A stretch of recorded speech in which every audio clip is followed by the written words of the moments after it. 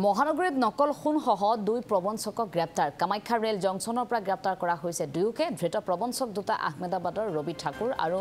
মমৰত ভাই ঠাকুৰ ব্ৰহ্মপুত্ৰ মেইলত আহিছিল এই ব্ৰহ্মপুত্ৰ মেইলত আৰক্ষীৰ অভিযান প্ৰক্ৰিয়া চলিছিল যি সময়ত আৰক্ষীয়ে এই দুয়োটা প্ৰবঞ্চক কৰায়ত্ব কৰিবলৈ সক্ষম হৈছে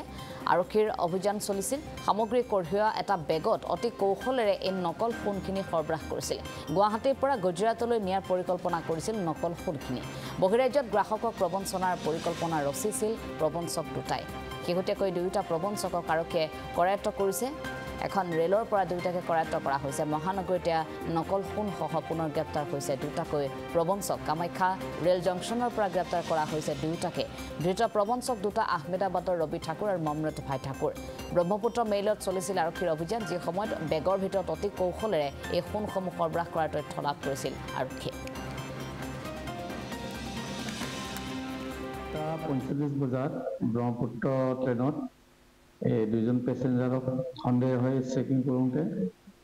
ফেক গল ৰিকভাৰী কৰোঁ আৰু দুজনক আমি এতিয়ালৈকে ডিটেইন কৰিছোঁ আৰু সোধপোছ কৰি আছোঁ বেগত লৈছিলে বেগৰ ভিতৰত লুকাই আনিছিলে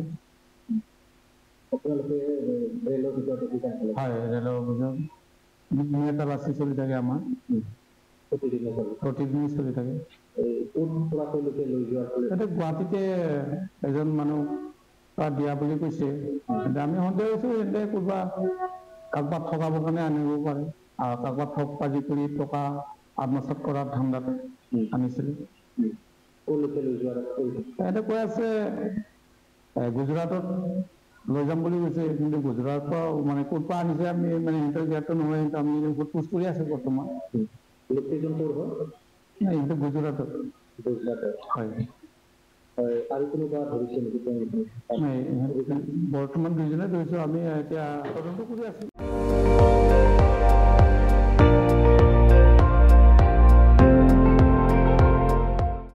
আপুনি চাই আছে ND24